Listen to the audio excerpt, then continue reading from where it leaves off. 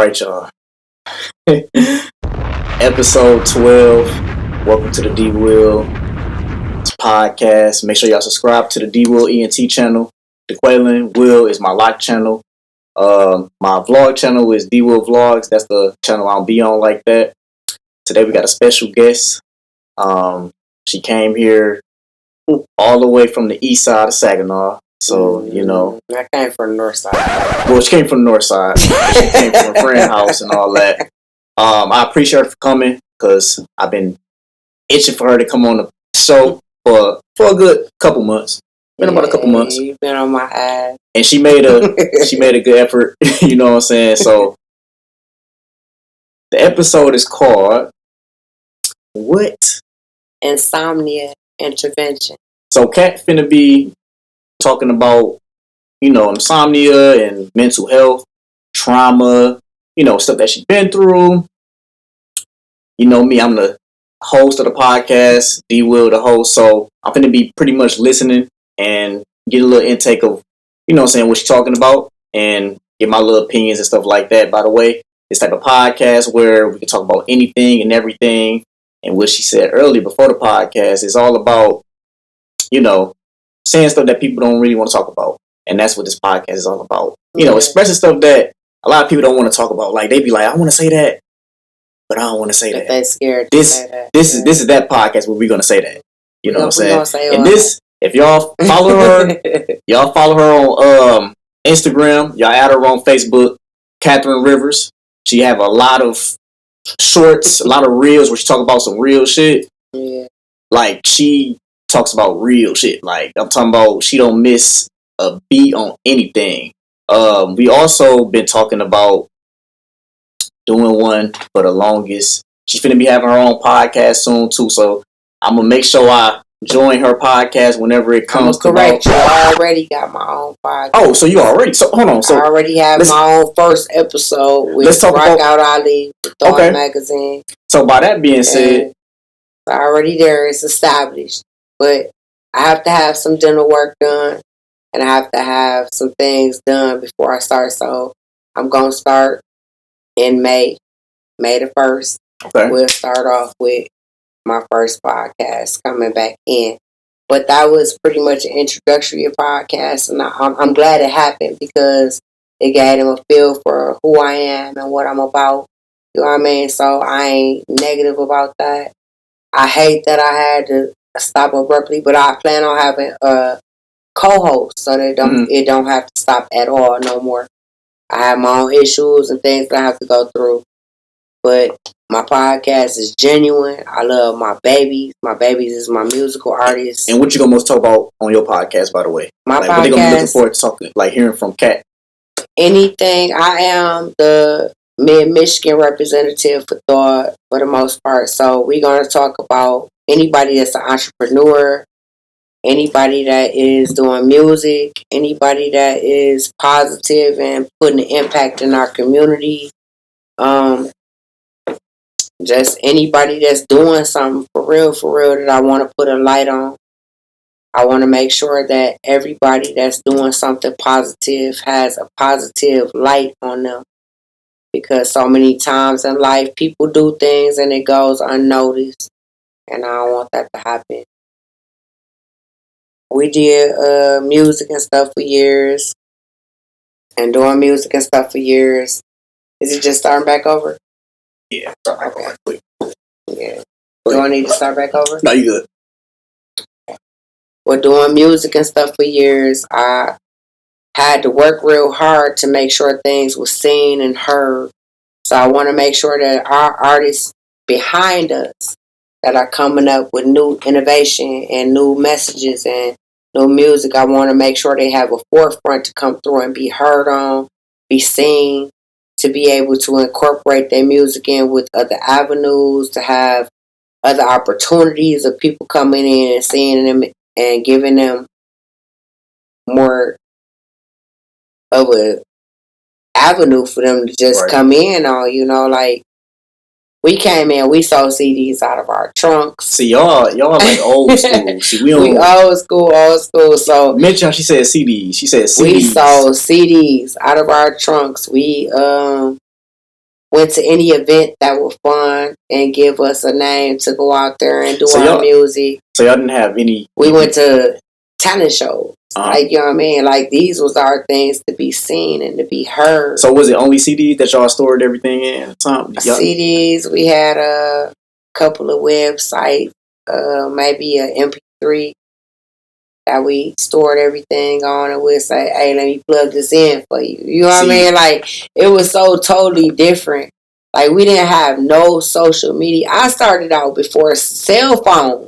I'm 43, so think about it. Yeah, by the way, y'all, Katt, she's one of the OGs, by the way, so I know y'all probably thinking, like, how old is she? Like, we got LimeWire, like, shit like that. Like, you had to be known on the streets by word of mouth. You had to be known by people that was coming in and tapping in with you to be known. Otherwise, you wasn't known. And it was also hard to get, like, known out there at the time. That's what I'm saying. It wasn't like, social media. You had to be known because you was, like, making noise. You had that clout. Like, you was doing shows. You was going and grinding out to get these shows. What's up to 5 viewers? What's going on? Hey, 5 viewers. What's up, Lisa? Okay, 7 is going up. Hey, Jen. What's going on, love? I'm gonna just tell y'all right now. Excuse me if it's kind of late. You know what I'm saying? What's up? It's supposed to be late. It's insomnia intervention. Insomnia intervention. So just make sure y'all tap in. Hopefully, y'all have fun with me and Katt. We're finna talk about some real stuff. We got a lot of good topics. We here. And we finna get an opening of her testimony, by the way. Now. And hopefully some of the stuff y'all can relate. And if y'all don't relate, learn from it. You know what I'm saying? That part. Just get the information. Deshaun, what's up, man? What's going on? I'm surprised y'all up.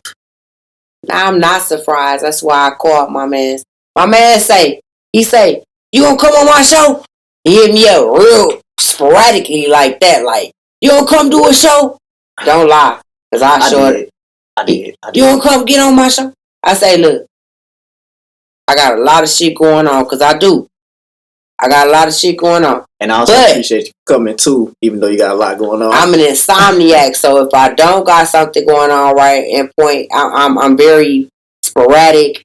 I'm very like, all right, I'm up right now, let's go. I've been like that my whole life with music, with everything. So I called him tonight and I said, let's open some shit up tonight, like some insomniac intervention. Because I be up and I be seeing other people asking if we up. And I see a whole bunch of people saying, hey, I'm up. I can't sleep. I can't do this. I can't do that. Is y'all up? Ooh. See, I know what's wrong with y'all. I'm going to be honest, though. Sometimes, like, it be times where I can't even go to sleep. For real. And I be having, like, deep thoughts and stuff like that. So we're going to talk about a little bit more about insomnia and how when you up, you got a lot of thoughts in your mind. And I'm going to say this right now. So you see these topics right here in this book. Shout out to Jen, too, for this book. Shout out to Jen. She done put all types of topics in here. And some of the topics I thought about. See, the deep depth into these topics, I thought about most of these topics at night. She would just help me put in these topics. I write my music out of my sleep. I paint my portraits out of my sleep. I do most of my artwork out of my sleep, period. Like anything, I write about everything. Yeah, I'm a painter and I'm a drawer. I do music. I do What's up, Dorothy? What's going on? Makeup. I do all types of stuff. But most of the things that I do out of my sleep. So like I'll see stuff in my sleep that ain't even happened yet, and then it'll end up happening. Like it's not always pretty, but I do that. Like it's probably the thing about it. It's probably some positive stuff. When you're artistic, you probably got some. It's probably some positive stuff you may see, and it's probably some negative stuff. It's both. You know what I mean? Like, and I want you to include one of your.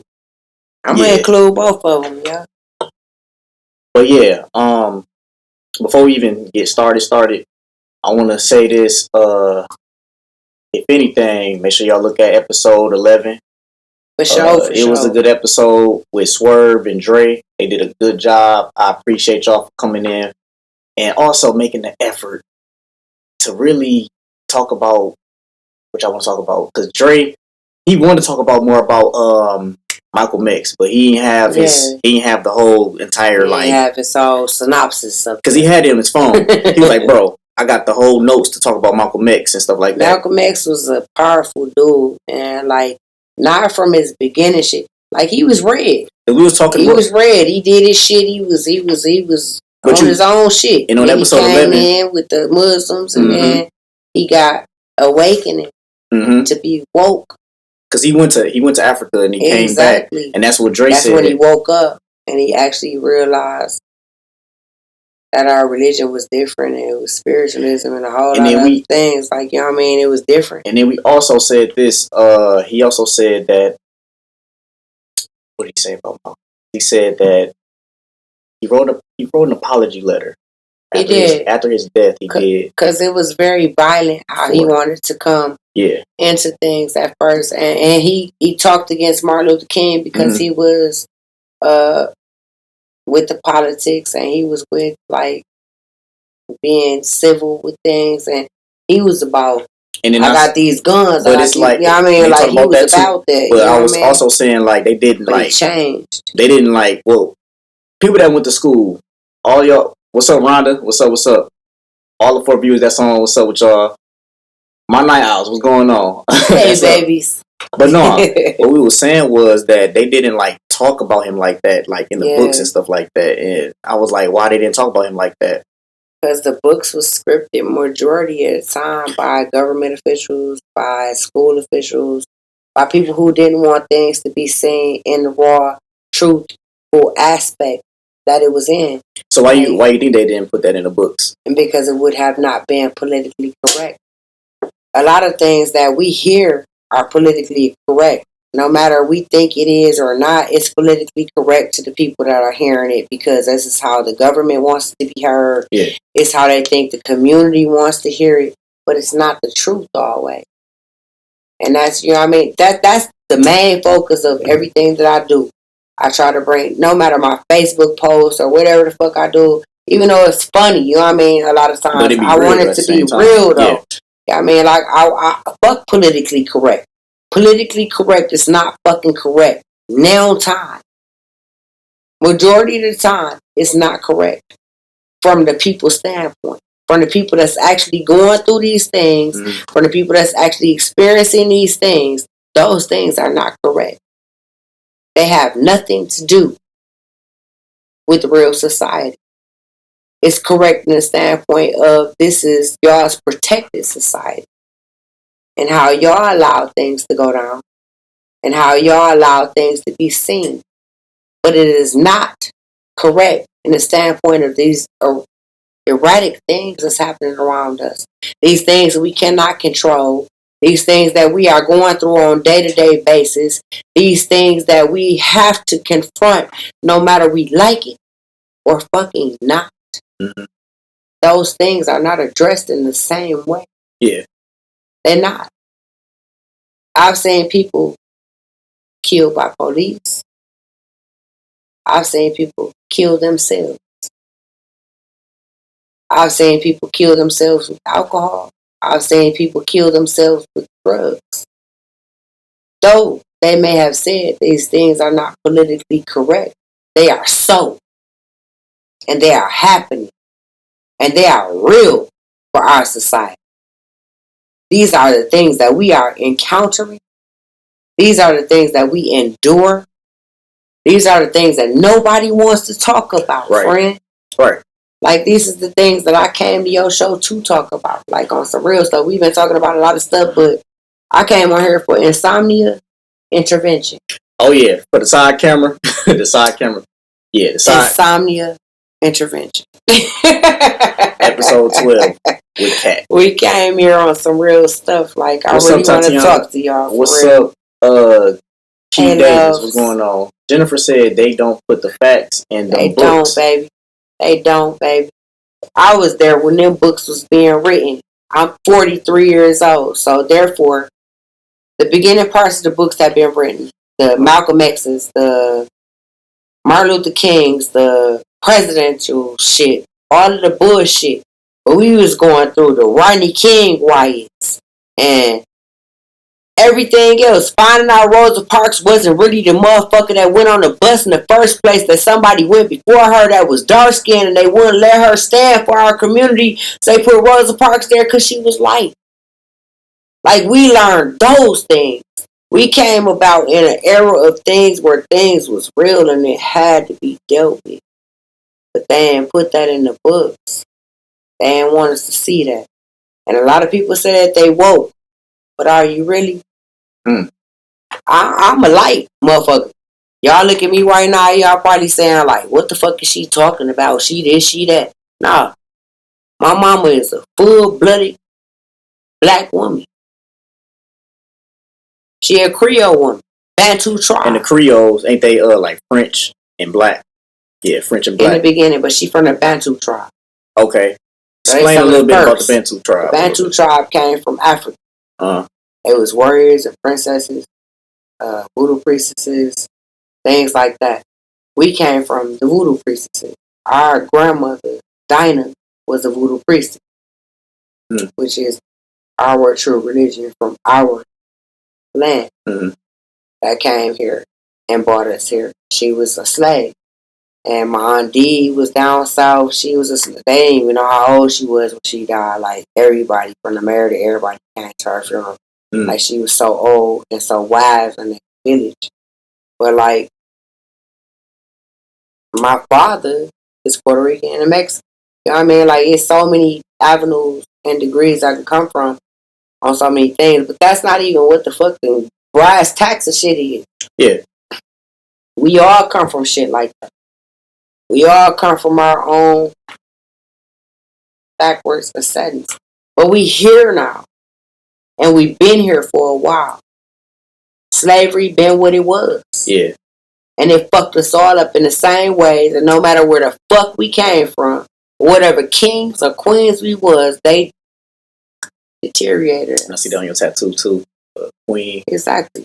Because that's where I come from. That's what I am. That's what you a king. I'm a queen. My mama a queen. But it's crazy how they don't. You know what I mean? Like, they'll never depict us as that. Right. They ain't gonna be like, well, black people was kings. Black people, you know. They ain't never gonna say that. And that was what I was saying. It's just like, people will see me in my own. Remember now, it's still Black History Month. Yeah. We still talk about black people. They look at us in my way, but I'm telling them who I am. You know what I mean? Like, my mama and my daddy died when I was 18 years. When he was 18 years old. I mean, correction. I was 2. So the only people I ever known was my mom and them. They was dark-skinned, brown-skinned people. These is black people. I was lighter than all of them. You know what I mean? Like, this is all I ever known is them. I knew my grandmother and them to a certain degree, but she passed away too. You know what I mean? Like, so it wasn't really like no strong father presence there, no Puerto Rican and Mexican shit. It was just all my black people. That's all I had. And that's still all I have. You know what I mean? Like, so when I think about shit, I think about that shit on that perspective, or that broad perspective. It's a lot to it.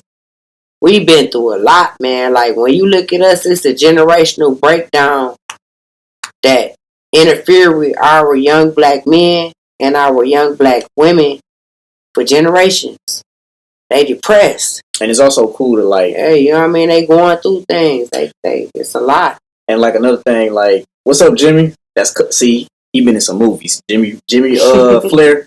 What's up, cuz? What's up? We're talking about Black History.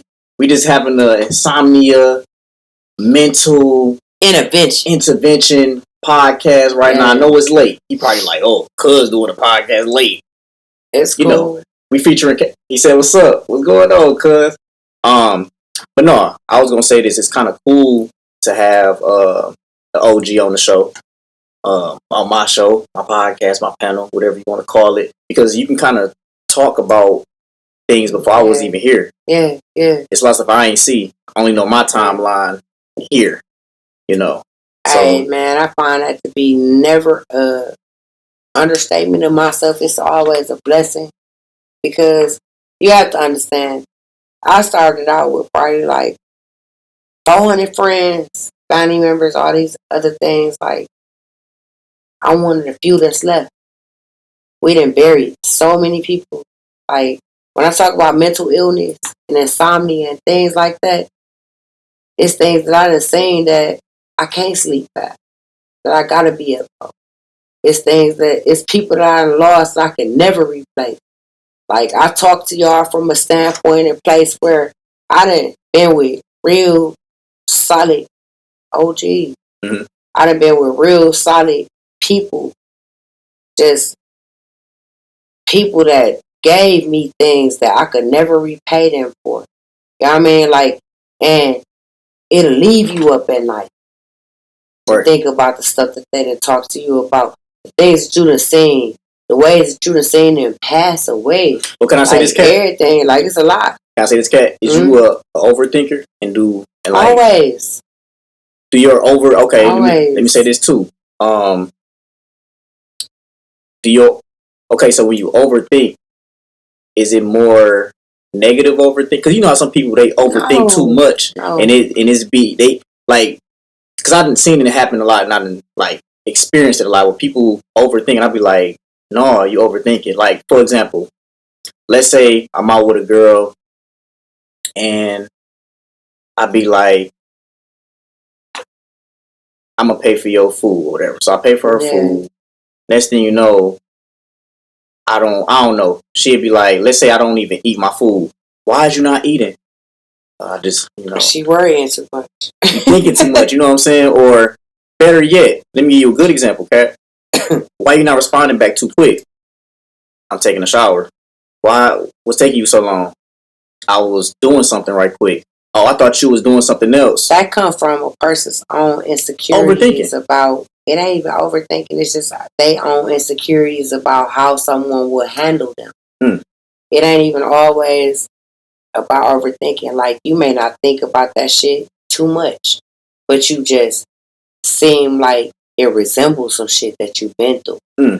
And a lot of times people will come to situations where it resembles things that they've been through, and they just automatically think that's what it is. Because it's easy to pull a red flag and say that that's what it is. You know what I mean? Like, even some people will have some shit and it look like everything that they think it is. Yeah. But it don't be. Because everybody's different. But you have to put that in play with people. You know what I mean? Like, everybody not like that. Everybody might think that everything they see, whatever they've been through, that's what the fuck the red flag is, and that's what it is. But that's not. But it's not always so. Yeah. For everybody, you know what I mean? Like, everybody heart and intentions and demeanor is different. Well, I'm gonna say it like this. I'm the type of person, I'm all for different thinking type of thoughts. Like, that's another reason why I like to have other people on my podcast, because it's a lot of people, they be like, why you don't always do one on your own, D-Will? Why you don't always do one on your own? Question whatever you want. But I'd be like, nah, I just want to hear from other people. I want to hear other people's stories. So it's kind of like, I'm down to hear what your thoughts is. It's not no argument. It's not no, that's not how it's supposed to be. No, because I know it's different ways. It's different things in life, and you had a different perspective from what my perspective is. Yeah. So people's perspectives come from people's experiences. Your perspective could never come from an inaccuracy of experience. Let me say this. Let me get a good experience. I'm getting I'm putting like a little bit of social with what Katt's saying and stuff like that, but I'm kind of incorporating my example. So, for example, how women be like, niggas ain't shit or something like that, or y'all niggas ain't I don't know. They be like saying like negative stuff about dudes. That's because your experience with guys been negative. Now, if you been around positive, earlier today. Go ahead. We was watching. He was watching something called Sisters. I said I don't really watch Tyler Perry movies because and shows, because it shows a negative aspect of black men. Explain. Because most of the things that's going on in there is about a black man doing this to a woman and woo woo, she gotta go crazy, woo woo. Okay, what's your angle though, bro? Like, every black man ain't always on some negative shit. I done seen more women be on negative shit towards black men just because of the things that they've been through and them just angling shit at black men because that's what they've been through. Then black men actually just being fucking negative. You know what I mean? Like, and I've been through a lot of negative shit with black men. I have. But I'm a tomboy and I've been friends closely with black men that's good men. And I've been in my family with black men that's good men. You know what I mean? So I know that all black men are not bad men, and they're not always working against you. And that's taken away. It's just what you come in encounter. And by them movies and stuff like that, Tyler Perry and all that, it kind of is taken away of black.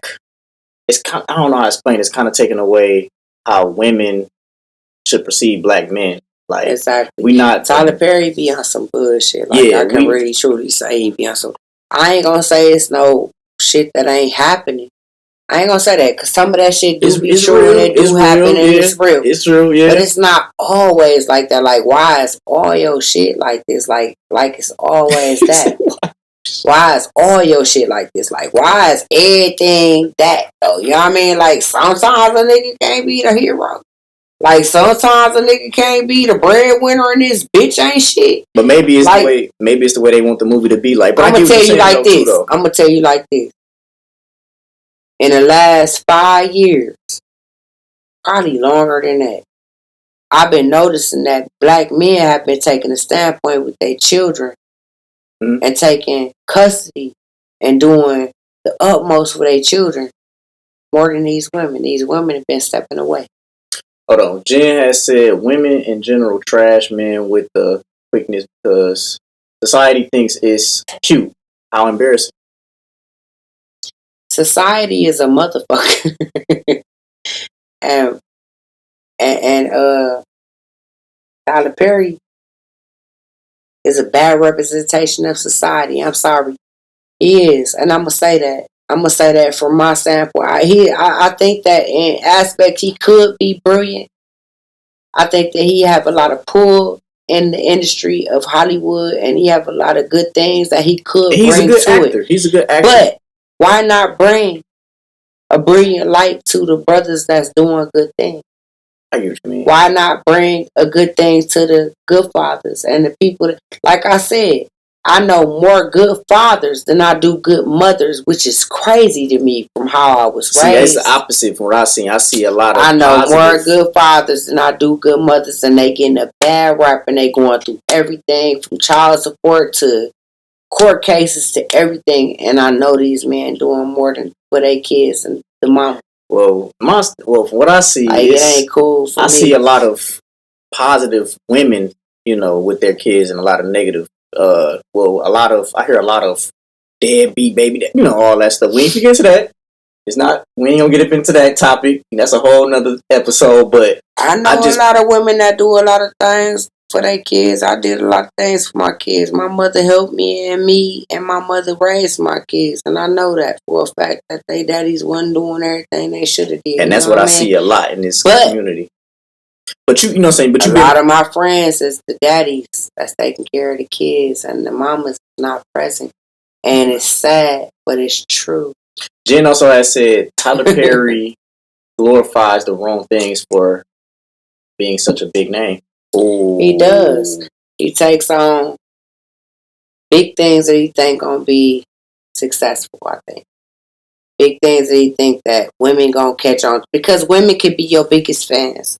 They gonna watch the most, they gonna give the most, they gonna order that shit. But it ain't the truth though. Like, be honest about shit. Like, bitches ain't always what it is. They not doing what the fuck they supposed to do all the time. What's up? I don't give a damn. Bitches be out here dangling kids above niggas' heads. Like, nigga. Even though he probably deserved it. But I never did none of that shit. Like, I just don't believe in putting slave chains on our black men. Our black men have enough going on. Like, for real. They gotta go outside. They gotta fight the world. They gotta fight a black man. Yeah, they gotta. That's what I'm talking about. They gotta fight the world. They gotta fight stigmatisms. They gotta fight what people think they should be. They gotta fight the fact that the law think they should have this, that, and the other, even though their life may not contain that. You know what I mean? Like, I've been out here and not been able to get shit Plenty of times. I don't expect for them to put me in jail when I can't buy my daughter a pair of boots. You know what I mean? Like, it should be the same way for a black man. Like, when you got it, you give it. When you ain't got it, we gonna bear with you and wait till you get it. Like, I love you, black man. Work hard. We waiting for you. See, from the start, I like that you kind of emphasize black man. Because, you know, That's what it is. I'm just saying, like, with other podcasts, when they have women, and I'm emphasizing women and girls, because there's grown women out here, they don't like give men their coins. Like, they don't tell what good men are doing. They don't even worry about what they doing as a women, you know. Nah. So I'm gonna say this, Katt, I salute by you just put out how men are great in this world. Men are great. Men are kings. Men are made in God's images. They are the ones we are supposed to follow. We are supposed to be in heed to. They are the followers of God. We are the followers of them. If you really read your Bible. What I'm saying is that a lot of them don't come with bad intentions. They have bad raps. So when you're going out in the world and everybody got a bad rap against you and everybody talking negative against you, it make it hard for you to do good the same way it will for any woman.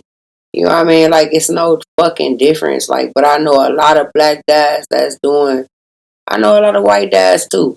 But I know a lot of dad spirit that's doing a lot of good stuff for their kids. Like, and they there for their kids. So I can't just be sitting up knocking them because it's not the truth always. Even though whatever I done went through might not have been good, or whatever you went through might not have been good, it don't mean that every black dad ain't shit. Right. That's a stereotypical bullshit that society had for our men, when really we got kings that's awesome out here, and they really want to be the best that they could be, but we got society telling them they ain't shit. Ain't shit, yeah. And they got their women talking down on them, and they got their kids and everybody talking down on them to the point where they can never be in the perspective that they should be in because they don't believe in themselves no more. Talk life into your kings. Talk life into your fathers and your brothers and your cousins and your uncles and your grandfathers and anybody that's putting in any kind of spice in life for kids and the next generation. Like, for real, they everything we need, for real. We need the mothers, we need the grandmothers, but we gonna be here because we grandmothers and mothers 9 times out of 10. If you good, you're gonna be good. You're gonna do what you're supposed to do. But these fathers be needing a positive aspect behind them to drive them to be, because they've been beat down for so long. And let's say it's kind of a domino effect. Like, it's like, if that man is not going to be raised good and knowing how to be a man, how you know he's going to raise the next? He can't raise the next being a good man if he's been told that he's a bad man his whole life. You know what I mean? It's not just a domino effect. It's just the point of principality. Like, if you being told that you a bad motherfucker and you fucked up your whole life, you'll never think you got nothing positive to give. You'll never think that you have anything to give to anybody else if you don't think that you even had anything to give to yourself. They telling you ain't had nothing to give to yourself. That you ain't shit. You ain't had nothing to give to yourself. So how you gonna give something to anybody else? Like, on some real shit. We talk about motherfuckers that's got mental health issues. Mm-hmm. Which is the whole podcast episode all about. So insomnia. We on insomnia tracks. We thinking about these things all night long. Men are up all night long thinking about how this woman think he ain't shit, how these kids think he ain't shit, how society think he ain't shit, how Secretary of State think he ain't shit. Like, you know what I mean? Like, friend of the court think he ain't shit. The court think he ain't shit. How can I pay my next bill? How can I do whatever the fuck I need to do to be able to be proven that I'm something? You got people up all night thinking about that shit. And not it's even just that, like, though, Katt. Like, they probably crazy, man. They probably can't go to sleep because they too busy thinking about it. That's what I'm saying. Because when you got too much stuff going on in your mind, you're like, man, I can't think. Right exactly. Now. That's insomnia. I can't go to sleep. You can't. I need to find some type of solution to go to sleep. Exactly. It's And crazy. it ain't always the solution just right there at hand. You know what I mean? Jen has said men need the same support and love that women. Exactly. And that's why I'm finna have Jen on my show. Cause They do. You gon' like once you see her on my panel, she's more of the hey Jen, hey, I hate to get the spoiler alert. What's up? Excuse me if I forgot your name. You know who you is. What's up, bro? How work been, by the way? Devion. What's up, Devion? Because he got his name on the what's the name. What's up, Devion? Tap in. But no, Jen, I ain't gonna even say it. I ain't gonna even get the spoiler alert. I'm just gonna say this. I'm gonna say this one thing. She's more of a logic thinker. Yeah. She's more like logic and the facts of something, don't care about your feelings. And it's supposed to be logic and don't care about your feelings. It's honesty. You know what I mean? Like, if you can't be sincere about what you're talking about, if you cannot be honest about what you're talking about, you should not be speaking. Right. Like, in some real shit, you shouldn't be speaking. She's laughing. That's all I'm gonna say, Jen. But no, back to what you were saying though. Yeah, it's a lot of what I experience is just kind of, I see a lot of bad dads. I don't really see a lot of good dads out there. And that's on your perspective. Right. Probably because I see a lot of awesome dads. See, I ain't see that. I done seen so many I done been with people that are awesome fathers. Even though we didn't work out. Right. They were awesome fathers to my kid and their own. So you seen like, a lot more. Like, I done seen a lot more positive father figures than I have negative father figures. Which is crazy. Right. Because of where I come from. My father got killed when he was not even 18 all the way. So I was 2 years old when my dad died. Mm-hmm. My dad came and tried to be a positive influence in my life, even though he got killed real quick. Mm-hmm. But at the same time, I had my grandfather, my uncles, my brothers. Like, I had so many positive influences that were great fathers for their kids. Great fathers for my nieces and nephews. Al James, my brother Alton, is a great father for him. Mm-hmm. He was a great father for me first, though. You know what I mean? Like, people look at my nephew, I be bobbing my head behind him and so into it and all that other shit. It's because I love him so much, but I hear my brother in him.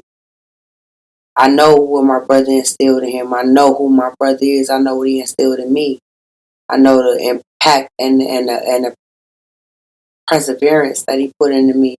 I know that when he first heard me sing, he said, "Sis, I didn't know you could even." He was fucked up. Like, I didn't even know you could sing. He called Charles Sparks, like, my sister need a sesh right now. Put me right in there. Boom, whole album, little shit. I mean, like, my brother was opening up for Easy. Everything he's doing the most. He was one of the most talented people I've seen ahead of his time in my life. And when I see my nephew, I see an embodiment. No, I see an embodiment of my brother times 10. And my brother was cold.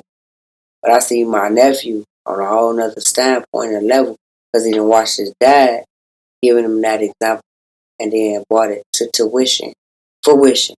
Right. In this world. So it's like watching his time come into this time and making sense of it. And he's speaking. You know what I mean? So you can't argue with that. Like, I see people like Rush D. McCoy. You don't know who? No, you don't know about Rush D? Nah. Explain. All them platinum albums. Work for Nicki Minaj. Oh. Everybody. You don't know about Rush D? So he like the one that He a producer. He produced, okay. One of the coldest. He was just down here doing his thing down here. You know what I mean? Like, with his homies, and all his homies is that. You know what I mean? Like, my cousin Zook do his pictures. Tyler Moncrief doing all this shit. Dizzy Bass doing all this shit. Yeah. Like, everybody doing that shit. My nephew doing movies with Brandon. So they are from the same standpoint. So I'm gonna say this too, like, with Brandon. So Brandon Webb, if y'all under a rock, man. Y'all need to get underneath that rock. I need to wake up. Nah, they can stay there. Y'all go check out Brandon Webb. Check out his Facebook. Dude did movies. I'm gonna wake him up. I'm finna be doing some stuff with Brandon Webb, by the way. Anyway. So make sure y'all also check out the movie. Well, he ain't got it out right now. I'm kind of mad that I missed the freaking movie. The movie was called. Be mad. The movie was called I Hate You, right? I Hate You. Yeah. But I'm gonna tell you this though, Katt. I was at work. I would have went. It started at 7, huh? It went crazy though, man. That shit went crazy, man. Everybody, I could say this. Everybody that he had from ATL, Detroit to Saginaw to Nephew, they did phenomenally. Like it wasn't no feeling like nobody was reading scripts. It ain't feel like nobody was no lame to shit. Yeah. They came and did their thing. But I heard everybody was talking about how, your nephew, my nephew went crazy. I ain't gonna even lie. Cause I called my nephew crying like nephew.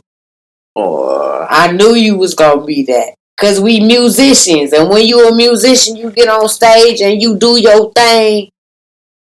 You be in your own character when you get on stage. Like I could be out here today and have some shit going on, but when I get on stage, all that shit left at the door. And I'm me on stage in my persona. Yeah. And so when he came out and he did his acting thing, his persona, it's the same thing. You know what I mean? Like when I come in this thing, motherfucker, I'm finna drink this water before I go in here and kill this nigga because the fuck I feel like. You know what I mean? Like this nigga on, like we on that shit. Like we on that type of time.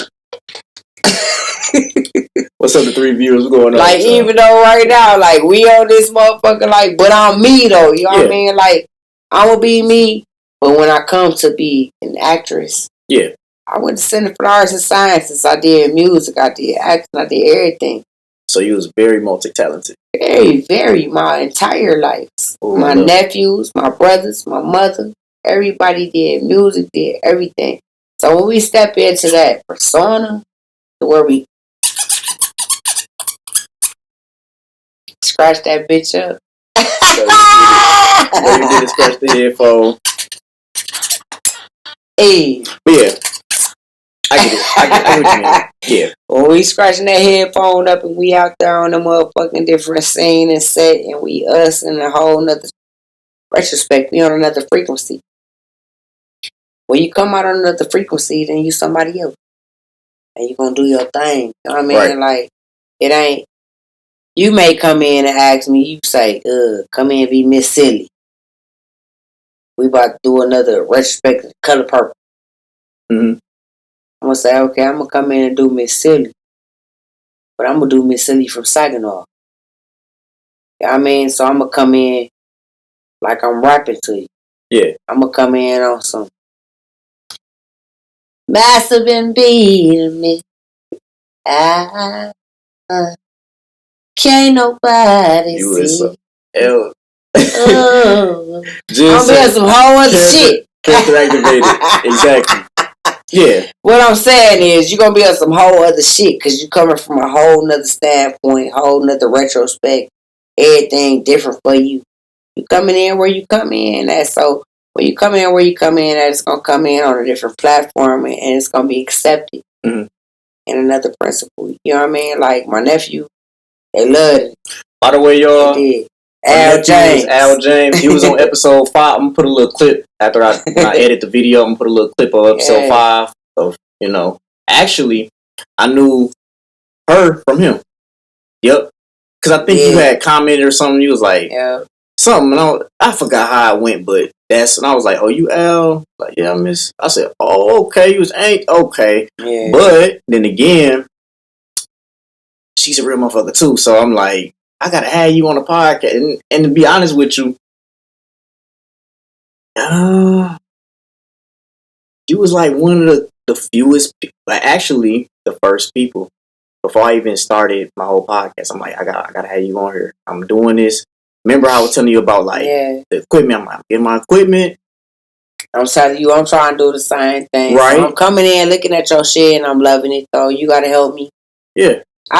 This the way I am with my people. I love all my artists. I love all my podcasters. I feel like we should all learn from each other. Yeah, and we should all give each other everything that we should give each other to lift each other. Yeah, don't be. We from the same place. We gotta together and humble ourselves. Exactly. We gotta take off together. It gotta be humble, because why would you not be? You not know better than the next motherfucker. Your sins ain't no better than the last. I'm older than you. What the fuck that mean? You know how some people be like, well, I know motherfuckers that's motherfucking younger than me. I ain't gonna say they been through more than me, but they done been through some shit. Mm-hmm. Yeah, I mean, I know motherfuckers that done lost all their sisters and brothers. Lost both of their parents. Shit I still have yet to go through. So in my aspect of thinking, they know more than me. Even though I know a lot of shit, they know more than me, because they didn't experience. Yeah, they didn't experience more than I still have to yet experience. So I respect everybody in their aspect of living in the game. You know what I mean? Like, I'm going through shit, and you gotta go through your shit as shit go through. You can't do nothing no more than what the fuck you going through. You can't rush it. You can't slow it down. You gotta go through it. You just gotta fuck her up and go through it, or you ain't gonna make it. You know what I mean? Like, and it's younger people that have been through more than me, and aspects of some of the things they've been through, and then sometimes some of the things I've been through more than them, and aspects that I have been through. But when we bring all that shit together, we able to help each other. You know what I mean? Because you may got some type of information I need. Like, you might be like, oh, or better yet, let's say if a girl going through an abusive relationship, and let's say you've been through an abusive relationship, you can talk to her and be like, I done went through the same thing, you know. Hey, man, I done helped so many people with abusive relationships. I went through 2 of them. I went through an abusive relationship with my kid's dad. Mm-hmm. He was real abusive. Like, he was crazy with shit. Like, I just be like, I'm finna go get smacked up and pregnant. I mean, like, and I always fought back, you know what I mean? But, like, just gotta guard myself about the situation, because it's just like, damn, you mad because I'm finna leave? And that's doing me wrong? Like, I'm gonna say be like some crazy shit. Another reason why I did this podcast is because I kind of want, because you never know who watching, you never know who viewing, you never know who need the information that you going through. You don't. Somebody probably like, damn, I'm going through some shit, and they probably see this. I'm just saying hypothetically, they see this podcast, and they be like, dang, I'm kind of going through that same thing. I kind of needed that, you know. You don't know how many females and males that I talk to that's going through abusive situations that I help. Is it more females going through more abusive relationship or more males? Be honest. It's more females. It's more females. It's because we love so deeply. Yeah. We live on a fairy tale aspect of love can conquer all, and we can do this and this, that. We can change a motherfucker with love. Or a guy, or just by a guy being like, oh, I love you, I love you, I love you. It can change everything. That's be a whole nother topic. But what we gotta know is there's a season and a time and a place that everybody's supposed to do everything. And everybody got some type of dysfunction going on. Like, that's something else I'm seeing. Like, just because a guy saying he love you, don't mean he love you. No hard feelings for the ladies. And it's also one of those things where you gotta be like, is he showing it? Is he? It's just a time to know when it's time to leave. Like, you could be with somebody and they could possibly love you. Like, I just feel like if somebody, people that hurt you don't always not love you. Let me get that into perspective. People that hurt you don't always not love you. It's just that their perception of love is different. That's what I mean by like how. Yeah. So, but that's not. I feel like it's a thin everybody line. Learn how to love different. Right. You might have seen your daddy knock your mom out and smack her up 1,000 times and tell her he loved her and gave her what she wanted afterwards. That might be your perception of love. And that may be the way that you think love is perfect. You may have seen your daddy treat your father, your daddy treat your mother like a princess. Yeah. And give her everything that she needed. And that may be your perspective. Everybody's perspective of love is different. when you loving people, you have to love people with the expectation that you know that they are imperfect. And that you know that they may know love differently. And you must know that if it is so much out of place and in imbalance with the way that you know to love to be right, that you have to move. You being in the wrong place at the wrong time for the wrong season can kill you. All right, I'm gonna say this though. Okay, what is your like? When should a woman should leave? From Katt's experience, knowledge. When should she? Okay, let's say the woman. I don't know. Let's say they've been in a 3-year relationship. You know, that's a hard question. Why is that? Because it take a lot for me to leave somebody that I care for and I love. But we'll try to within that. We'll try to. I learned within that. It's just that if you're going through something and you can no longer be yourself, if you feel like you're walking on needles and haystacks every time you move, if you feel like everything you do is wrong for this person, they gonna talk shit to you. If you feel like you're gonna be harmed in the fact that you think differently than them, like we can disagree with something. Yeah. But you don't have to put your hands on me. You don't have to hurt me. Or even if we disagree, I mean, like it's a difference. And it's a way you can disagree with somebody. You can disagree, but you can do it in a way where y'all trying to fix the disagreement. Like, how can we fix this? Not know one way. Yeah. I'm finna beat your ass. There's just so many different points of view for that. Like, I done been with people that done been on drugs to the point where they good people when they not on drugs. But when they on drugs and taking powder or doing whatever fuck, ecstasy, whatever, they violent. And they somebody different. You gotta love yourself enough to know that you can't let them abuse you in these points in time. What's up, Royal Peach? Jen has said sometimes love is blind and you don't see them. And you don't. And flag. Love is very, very blind. Like, I could say that. If you raised from a standpoint where you love beyond every circumstance, if you love beyond every cost and gain, like if you've been raised to really just love, right, you may miss all of the times where you should be out of there. You know what I mean? Like, people will love you wrong. Let me get a moment. You don't even know. Let me just say this. I like how Jen said they look green as hell at first. I like how she said that shit. Real shit. Man. A motherfucker look like green screen. You can turn them into anything. You can go on green screen with a motherfucker, turn them into anything. They could be snow and rain behind you.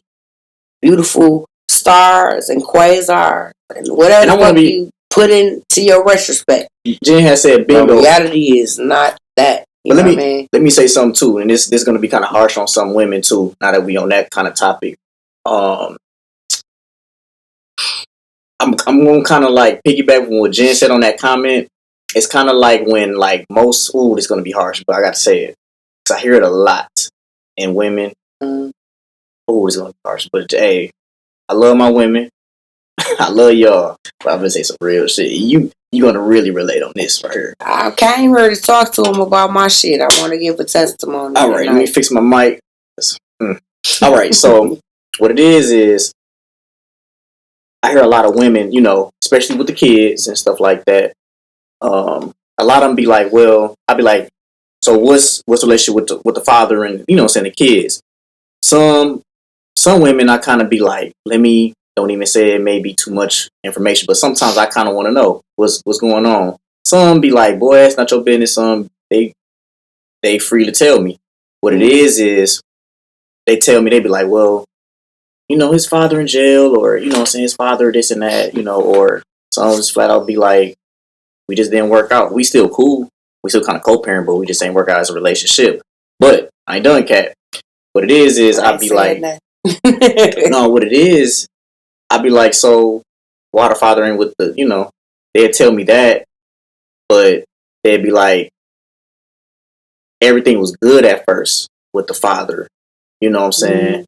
Or better yet, I hear this too.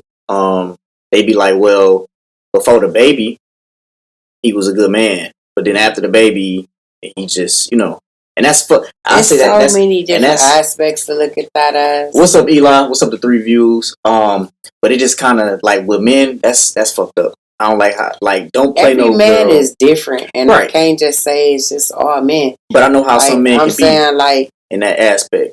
My kid's dad was locked up a lot of times, and a lot of times it was just him trying to survive. Mm-hmm. I mean, he's trying to get money, trying to survive, he's trying to have shit for himself, though. Mm-hmm. I mean, it wasn't always about the kids. Yeah. But I don't know, everybody be different with that shit, though. They just be different. Like, some men trying to survive, some men just doing what they want to do. Some men actually care about how their kids feel. Like, it just depends on the person. The same way with a mother, you know what I mean? Like, we do the best that we can no matter what the father do, most times. Sometimes mothers don't do what the fuck they supposed to do at all, you know? It just depends on who the people are. You can only do as much as you know. You can only do as much as you know how to do. Sometimes dads only know how to, you know what I mean, hustle and survive. So that's all they know to do. They trying to make the ends meet for their family. I mean, that's kind of like going back towards the slave mentality where all we could do was steal and kill and try to survive for our families, you know? Right. It's really not no different. Eli has said, I tried to hit you up with your... Oh, after the podcast, I'll talk to you about that, Eli. But yeah, that's one thing about, like, men. It's certain things about men that I feel is wrong to do with women. And I done heard a lot of women say it, like, they be like, he tried to impregnate me to leave. Or he tried to, I don't really want to talk about my daughter shit, but... Or better yet, they'd be like, he, yeah. It's kind of like this. They'd be like, he knew... A motherfucker will be with somebody because it's comfortable. Uh-huh. And then they've been left an uncomfortable situation where this bitch already got a baby with him and he done walked off from his family already. Right. Then he try to go to a younger female or do whatever the fuck he gonna do with her, and he think it's gonna be gravy or whatever. But as soon as responsibility step in again for him, he was like, fuck it, I'd rather go back to the motherfuckers I already know with. I've been having responsibilities with, so I'm gonna leave you alone. Like, you ain't supposed to be doing that. You know what I mean? Right. Like, people just be like that. And you have to watch for that shit, though. Like, for real, like, I know niggas that won't pull out and all this other shit and they don't care and stuff. But you already got a baby mom. You ain't take care of the baby. You supposed to be taking care of. How I supposed to think you supposed to take care of my goddamn baby if you ain't even take care of the baby that you're taking care of in the first fucking place? You know what I mean? Like, I don't think you're gonna do it. If you ain't take care of the first baby, I just don't believe you're gonna take care of mine, you know? So... still going. Right. When you don't take care of mine, I'm going to expect it, you know, because you're going to either run back to what you used to, that you already didn't want to take care of, but you used to these motherfucking kids, and you used to this bitch or whatever the fuck. You're going to run back to her, but you ain't going to come and stay with me, who you thought was going to be the easy way out. And right. You thought I was going to be the motherfucker that was just going to be easy breezy, lemon squeezy. And now I got a baby for you too. So you like, fuck this bitch. I might as well go back over here where at least I know the chaos. A lot of times that's how I be though. But that's not. It do. That's not the good way to do it. It's not. It's kind of like I be hearing like a lot of girls be like, well, he gonna be with my baby, but I be like, he already got 3 baby mamas. Exactly. What you think he gonna? That's what I'm saying. But yeah, that's what I'm saying. Jen said some men were never taught how to be fathers, and they don't have an example. That's cool too. But once you know better, you do better. A lot of these men been fathers 4 or 5 times before they fuck up over a woman that's been their damn baby mama for the 5th time. Like, so you ain't learned in 4 or 5 times. Like, come on, man. Motherfuckers be knowing what they doing a lot of damn times. They do. Or you want to know, well, this might sound corny, But this might sound corny, but I don't care.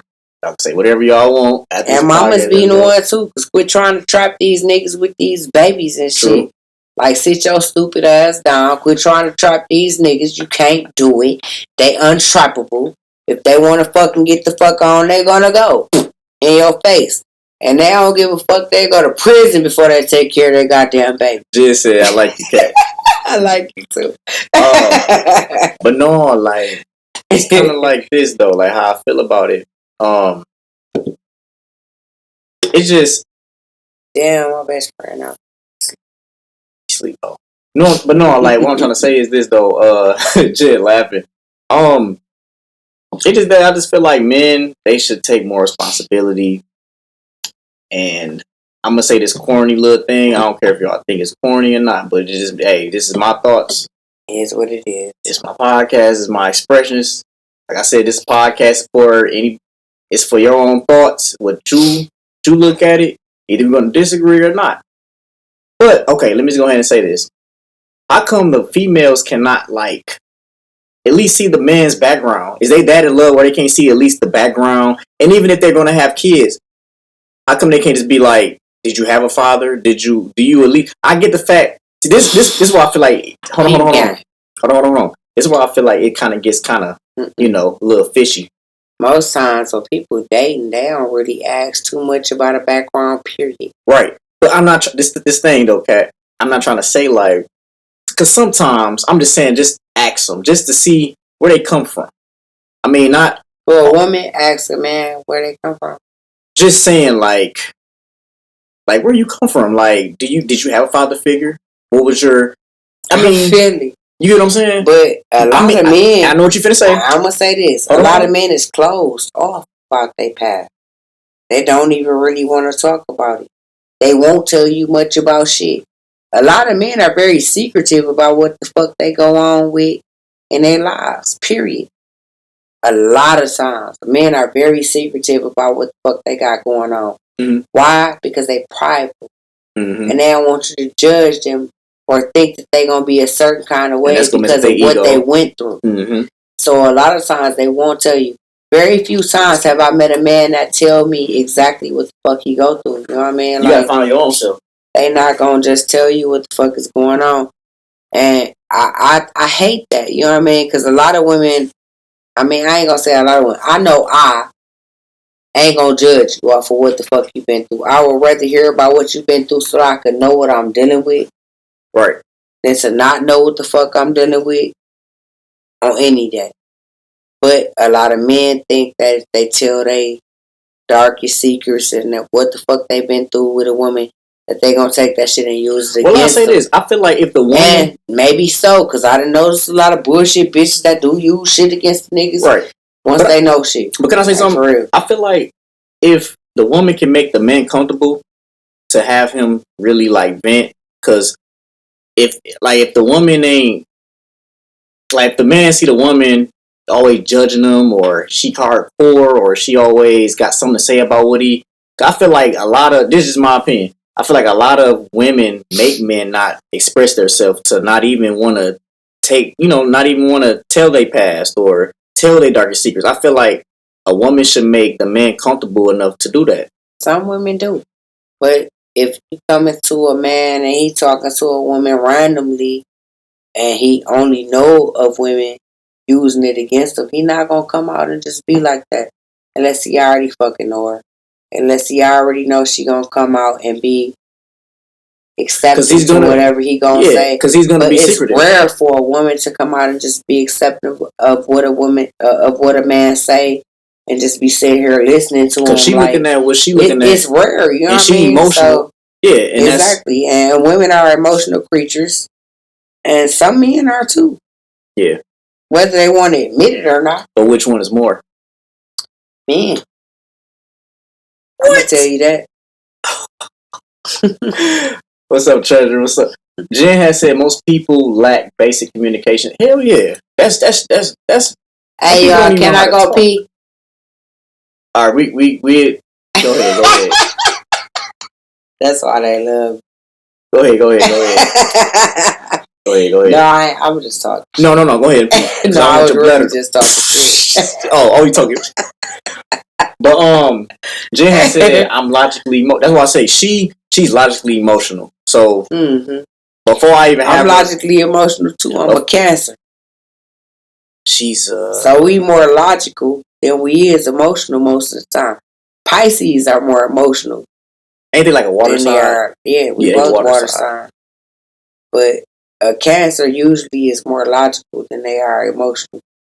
If they like real Cancers, like I'm a Cancer and Gemini cusp. Gemini, great. People say that, but it make me so that I'm not as emotional as most Cancers. So I'm emotional, but I'm not as emotional as most Cancers I can sit and listen to. Most Cancers are emotional. They don't want to listen. They just feel how they feel, and it is what it is. Yeah, they is emotional. Yeah, and I care about how people feel about shit. Like, I ain't gonna sit up and cry about shit and no shit like that.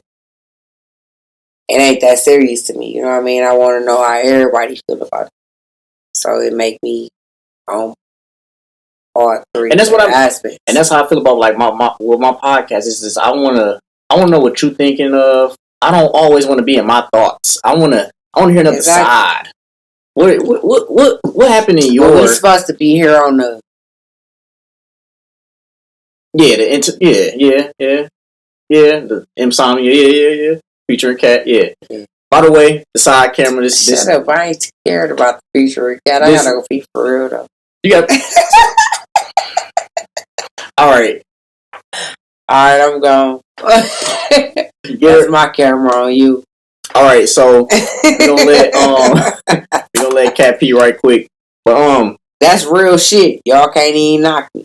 but while she going pee, I'm finna go ahead and read off one of the topics that we got here. So what topic you got next? So this is what we finna talk about. We supposed to be talking about mental health. We is. I want to talk about one.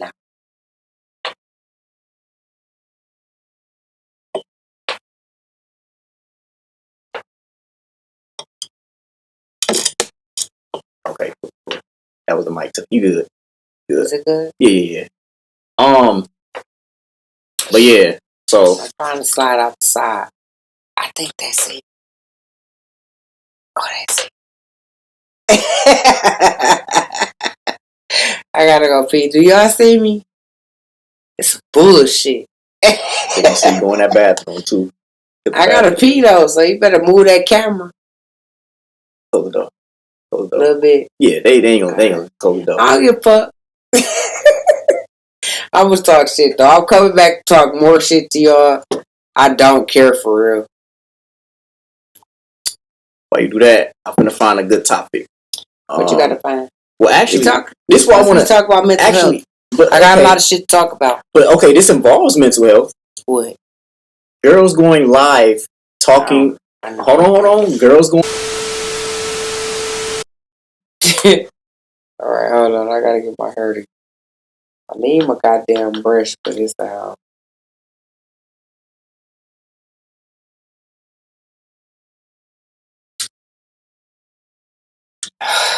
Instagram, we going right. I have Instagram looking right now. Everybody been. I don't know. It's freaking night. What's going on? I just want Fridays. My bad. It is what it is. But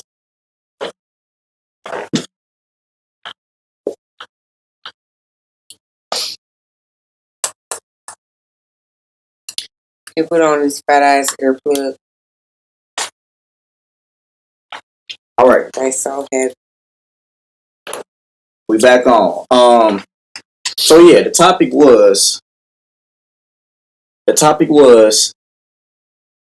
What's the reason behind females going live talking about negative stuff? Like when I hear females on live talking about negative stuff, it's like, why is you putting that out? Like, it's drama. Like, why you should, what made you in your right mind to just go live and be like, I want to talk about this negative. I want to showcase this negativity. When I see bitches go live about negative shit, it's usually to me for attention. If I go live, it's gonna be about some real shit. It's gonna be about some shit that need to be talked about, some bullshit that a motherfucker might got the wrong perspective on. That's why I'm gonna go live. I'm gonna talk about some real shit. But if you just going live to like spew drama or what the fuck y'all fighting about or going, it's like, for attention. It's gotta be for attention. Look, I come from an era where if we was fighting, we fought in the street. Nobody ain't taping. Nobody ain't go live. Nobody ain't go live. Nobody none of that shit. I'll whoop your ass in front of your whole family, bitch. And ain't nobody went live, and don't nobody might not even know if they weren't there to see it. You know what I mean? Like, you got your ass whooped, you got your ass whooped. We'll fight again tomorrow if you feel like fight. You know what I mean? Like, we weren't gonna shoot each other. And it's like nowadays, it was some real G shit. You know they what I mean? But now, y'all gotta have a platform and a persona and everything. My friend Michi came out. Me and my best friend, I had some glasses I had tape on. He was like, damn, Bess, your glasses falling off the bone. So I'm dead off this shit. So all week long, I'm talking about motherfuckers falling off the bone. Ooh, falling off the bone. So my friend Michi was like, I'm finna make a podcast. I'm gonna call that shit falling off the bone. We supposed to be on the first episode. But this just some shit that we been saying, like on stupid shit that we be saying. You know what I mean? Just because we ignorant. Right. But it's just like, falling off the bone wasn't for people to just get out here and be trying to be fighting. It was actually to showcase how stupid motherfuckers look when they going out here fighting and shit. For nothing. Reason, like, what is you out here doing, bitch? You tender as fuck. You falling off the bone, bitch. You a loose meat sandwich. Like, basically, motherfucker. You is an oxtail falling off the bone. You is a loose meat sandwich. You is a quarter pounder with no cheese. You out here falling off the bone for no... What did you fall off the bone for? Who paying you, bitch? Like, we gonna put you on the show, but ain't no bitch paying you. Like, who the fuck paying you to be stupid? Like, get your life together. For real, it's not classy, it's not sassy, it's not sexy, it's not none of that shit. But like all that is mental health. Mentally ill. That's what I'm trying to find. Ill. Yeah, mentally ill. Because if you ill in the mind, you want attention like that off of whatever you can get attention and off of. It's negative. A mentally ill person don't want attention, and unless, I mean, they don't care where the attention come from. I'm gonna say that. They don't care if it's positive attention, negative attention. Attention, just be attention. Like, they don't care. As long as they got attention, they don't give a fuck what's going on. Just so that they seen and they relevant and motherfuckers paying attention to them, they gonna do what they gonna do. Like, and that's crazy. Like, but it is what it is. So most of the time, like, people just want to be, they want to be seen. You know what I mean? Like, falling off the bone was really like, bitch, do you really want to be saying like this? But it's just, the thing about it, I don't see nothing wrong with going live over something positive. I don't. But just negative. I don't care about a person fight. Y'all can fight all day. Like, we scrap till the stars come up. We ain't shooting nobody. Don't get me wrong. We ain't killing nobody. Like, everybody gonna live to see the next day. We gonna fight again tomorrow at church. But don't get me wrong. Like, I get that's negative, but sometimes it do be kind of catching my eye. Like, damn, it's like, yeah, especially with the girls. Titties start coming out. I'll be like, oh, the titty. But no. But anyway, it's just. And the titties, though. Javante Davis, what's going on? Jen hollering. You fucked up. Fuck them titties, cuz. We out here looking crazy. B. But no. Fuck them titties, cuz. But what's some more stuff you can say about, mental health and illness and all that? Let's get back to the. I can say that y'all need to pay more attention to it. Like, mental health is very serious. It go on so many broad spectrums that people don't even know it go on. Like, to overthinking, to overeat, to overexposure, to people falling off the bone. People being on Meet You podcast and fighting and shit like that, and feeling like that's the way that they need to be seen. Like, mental illness come in so many different forms, bro. Explain. Like, a mentally ill person could just be seeking attention from what you can see. Like, they outspoken, they coming in and they saying everything that's going on in their life. You think they just want attention. It's that another woo, blah, this week.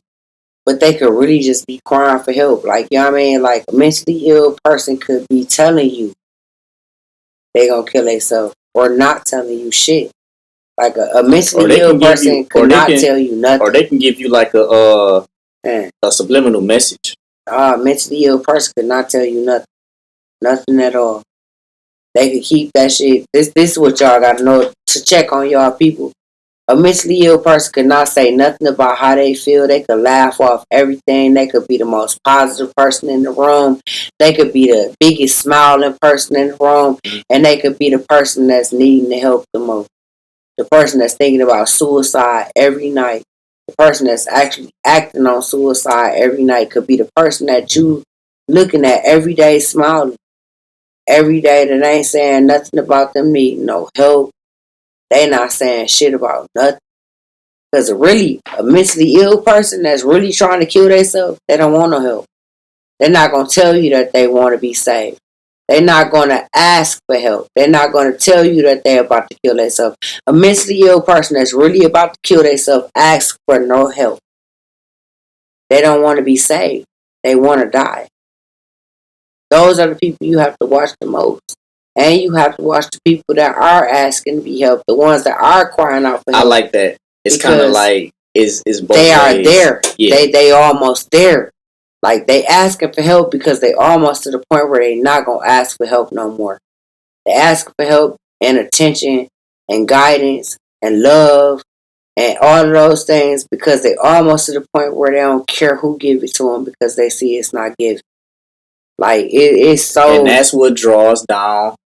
It's so deep, and that's what I mean by with the kids. Like, it all draws down to the mom and dad. Like, most of the kids that got trauma and, you know... I'm not going to say that. Well, in some... I see it in some cases where they not having the love because mom ain't there. I ain't going to say that. Dad, you know... They may have a misconception of what their mama and daddy's love is. They may love them perfectly, but they have a misconception of what their love should be. Yeah, kids have a conception of however the fuck they think should be, what it should be for them. Give me an example. And it might not be. You might think that your mama and daddy should be at every game. You might think that your mama and daddy should cheer on everything that you do, wrong or right. You might think anything of your mama and daddy, and when they don't do that, it might not meet up to your expectations, and it might make you suicidal if that's the person that you are. You know what I mean? Like, everybody is fucking different. Yeah. Everybody fucking different, like, for real. Everybody got their own aspect of what they think they need for gratification. Like, why my mom and dad ain't doing so and so? Not normally they do so and so. Now something ain't right. You know? I see people that didn't have a father be suicidal. Right. Blame everything in their life on the fact that they didn't have a dad, this, that, and the other. My daddy been dead since he was 18. You know what I mean? Like, I was 2 years old when he passed away. I never blamed anything in my life on him not being there. Yeah. It's just all in how you perceive shit, all in how you are taught to perceive things, all in how you are taught to take things, all in how you are taught to react off of things. Everything in your life gonna be 99% of a reaction of whatever you experience and experience. Like, however you decide to react off of things, it's gonna be how they go for you, or how it was for you. Like your past. Like, if you got like a certain fear, you know what I'm saying, in your past, you're gonna kind of enter it in your adulthood. That's where you came from that fear, you know. So it's kind of Okay, I come from a million different fears, but how I react to it. Yeah, how I decide to interact off of it. Because a certain way you can kind of react to certain stuff, big difference out of it, or you ain't got to make a big scene out of certain stuff. You ain't got to do a lot of shit. You ain't gotta react off a lot of shit. But if it's in you to be sarcastic or dramatic or any of those things and make things bigger than life for you, and they, oh, I'm fucked up because you wasn't here for me. And I wasn't there because my dad didn't sing to me at night. That's what I'm saying. And, if you decide that is what it is, it's going to make or break you, then that's what's going to make or break you. Yeah. Like, you got to decide that I don't give a fuck what nobody ain't do for me. I'm going to do for me what the fuck I should do for me. And it's like stuff can be solved at a different way, too. It ain't got to be solved in certain ways. Like, you ain't got to always, like that one, you heard that Usher? It ain't good, but we still, like, I like when 21 Savage said this. He said, basically it's like about an ex. He was like, basically saying, like, even though I'm your ex, that don't mean that we got a beef. We can still be good. It's just that everything ain't really work out. 99% of everything in your life is off of your reaction. That's true. Anything and everything can happen to you. Like, I could get run over by a taxi cab tomorrow. My daddy could walk out on me the next day, and my mama say fuck me the next day. But how I react off of that shit, on whether I make it grow for me and go for me, or whether I make it stump my growth, gonna be everything. Like, anything I done been through negatively in my life, like abuse, rape, anything I done been through in my life, I'm gonna make that shit be positive for me, because that's my get up on that shit. Like, nigga, you fucked me over, but look what I did with it. And you gotta have that perspective in life when you going through shit. Like, you can't make that shit be your downfall, because otherwise you'll never get nowhere. So let me read the comments. Hold on, y'all. Let me read all these comments. So, I know I had y'all on the downfall. Jen has said, she said, life is 20% of what happens to you and 80% of our reactions. Yeah. How you react. Yeah. Yeah. You can react off of shit however the fuck you choose to react. You can choose to be mad all your life. And that will do no but eat you up. You can choose to be irritated and putting that shit off on everybody else your whole life. Like, that shit ain't gonna do nothing but eat your life up, like, for real. It's when you choose to rise above the things that you go through and make what's best out of it. You ain't gotta be miserable. Lemonade out of lemons. You gotta make lemonade out of lemons. You gotta make orange juice out of orange. You gotta make powdered sugar coat that motherfucking goddamn French toast. Like, you gotta make shit good for you. For like, what it, and making what's bad, and it's all about making what's bad good. Because if you're gonna just, make what happened bad and you continue to be bad, I'm gonna tell y'all a story. That's fucked up. I've been a singer since I was born. I had a natural ability to sing.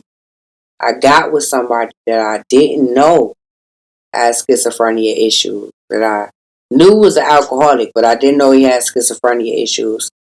Anyways, it ended up to the point where he came in blacked out. He choked me. I ended up having my thyroid burst, having to get my thyroid and my parathyroid, which is close to my vocal cords, taken out. It damaged my vocal cords. It took 70% of my vocals, to the point where I was a mezzo soprano all the way down to a bass, to the point where I done won almost every motherfucking competition I ever touched. Like, all of that stuff, like, taken away from me. And not one day did I give accountability to him, because he was sick. You know what I mean? He had an illness. So I'm not making an excuse for him. So he didn't tell you that he had schizophrenia? He just knew. I didn't know. So he did that like the last minute? I mean, like, I didn't know that he had that shit going on. So it just kind of happened. I didn't know. So I never in my life, this been my friend since I was 9 years old. I never in my life put accountability on him. I didn't say that he wasn't responsible for the things that he did with his own actions.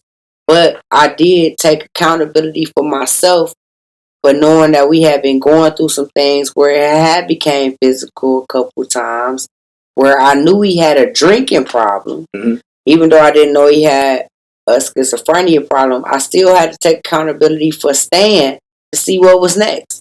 But having dreams where God was telling me to go and do prophetic shit with my music and all of this other stuff, and saying, "Hold on, Lord, because he almost done. He in rehab. I almost got him there. We almost to where we supposed to be. I'm steady. Hold on, wait." So he took the voice out of my throat, and he used what he could use to get it out of there. And that's the way I feel about it. I don't take no accountability from him, but at the same time, I take accountability for my own actions because I didn't do everything I knew I should have done either. Right. You know what I mean? So you have to take accountability for every role that you play in your life because it's vital to you. Like everything that you do, when the Lord speaks to you within dreams, within just talking to you, signs, everything. I had all of these things. And I stayed there because I thought that what I was doing was more righteous than what he was asking me to do because it was for somebody that I cared for. And I paid tremendously for these things. When I say tremendously, if y'all could have heard me sing, tremendously. I still sing, but it's nowhere near the level of the things that I could have done. And I still do these things for other people when I come in and I step in the divide. And he knew I was going to do that because he know who I am to him. He know who I am and how I am. But still, the gravity of the effect of the things that I could have done had I listened, I have to take accountability for those things myself. Right. My best friend, still my best friend. He had these problems and issues. I love him still. That's my friend still. I don't blame him on no level. I didn't know all the way what he had going on. And even after I knew, I would have still never blamed him for it because that's my friend. You know what I mean? Like, it's my nigga. Always gonna be that. But what you deal with from your niggas, your friends, your family, whatever, whoever the fuck you deal with that shit on your own time and by your own agreements. So you have to take accountability for the things you go through. When God tell you to move, when God tell you to do things differently, when he tell you to do something else, you do that. I don't care who you love, how they love you, how you to know things to be. Things will ultimately change if you do not do the things that God tell you to do. So all I ask for people to do is if you hear God's voice in a dream, in a small voice, because he usually really, really, really, really soft spoken in the things that you're trying to hear. If you hear God's voice and you don't do what he's saying, and you pay the price, don't blame nobody else but you. Oh, that's tough. I can't never blame nobody else but me. That's tough. When God tell you to use your voice and be a prophet within your own standards, with your own voice and his own time of the things he ain't gave you, you know it's great. Don't do what you're supposed to do. Then he take the voice out your throat. You can't blame the gun. You gotta blame you standing there in front of it. And that's something that you have to learn to take accountability for. I knew my friend was sick in some kind of way. I didn't know all the way. Yeah. I knew that my friend was not being good to me in some kinds of way when he was drinking. Only when he was drinking, because he was good to me in every other kind of way. I knew shit wasn't right. My dreams, my aspirations, everything I was going towards was telling me everything that I shouldn't do, what I shouldn't take, where I should go, and where I should leave at. And my grandfather's words kept playing in my ears. Everything you do, you got to know the perfect time and the place to do it in. Because if it's the wrong time and you in the wrong place and you're there for too long, it could mean your life. Yeah. My granddaddy had said it to me my whole life. I stayed in the wrong time in the wrong place for the wrong thing too long. And it meant my voice. The very thing that God was asking me to use, he took from me. From somebody that I held above him. Right. I mean, I didn't hold him above him. I didn't. Not in reality. But I knew I should have been moving. You know what I mean? Like, You got to take heed to everything that you do. You have to go through life very carefully. It's a spiritual chess game. It's a spiritual warfare. It's some distractions. Oh my distractions goodness. Is the word. All of that was a distraction for me. That's what I want y'all to understand. But then again, like how I feel about it, like, you know, all of it was a distraction for me. I'm gonna be honest though. Oh shit. You gonna keep going with the podcast, but no, I'm gonna be honest though. I'm trying to get the damn tissues. I'm gonna say this, Katt, like all my distractions that I done went through and I've seen that was bad, I don't even regret them. Cause it's like the thing about me is, like it's a lot of stuff I done did, and I like, damn, I wish I never did that. But it's kind of like right. I don't regret it because it kind of made me who I am now. You know what I'm saying? So it's like, no. I never say anything that I went through to regret it. Like it's never that. Like I regret maybe me not listening, but me having to go through the pressing and everything that I done went through. Like the last, I say, 7 years since I've been going through everything. Like really, like since 2020, I went through surgery. I went through losing my voice. I went through having to deal with not having to deal with not being able to take shows and dealing with the fact that... You said 2020? Yeah. Okay. Dealing with the fact that my decisions made this happen to me. Right. Like, all of that stuff been a lot for me, but, like, everybody not the same, though. You know what I mean? Like, it's not the same for everybody. You know what I mean? Like, I dealt with everything on tuition and everything that I had done and everything that had taken place because I'm a very godly person. Mm-hmm. I've been raised to be like that. I've been raised to always hear my father, to have dreams, and everything that I go through on a different aspect. Yeah. So when things go wrong, I feel it deep. You know what I mean? Because I usually been and seen it before it happened. But sometimes you just don't take heed of the thing. You don't take it seriously. You don't think like you like. And Jen, this ain't gonna happen. You know what I mean? Jen said sometimes people don't happen like that. Jen said it will. Jen said most people don't know what it means to be accountable. Sometimes we too loud to hear God. Exactly. Yeah, shit. Exactly. And that's what I'm pretty much saying. It wasn't that I was too loud to hear God. I heard God all the way through and through.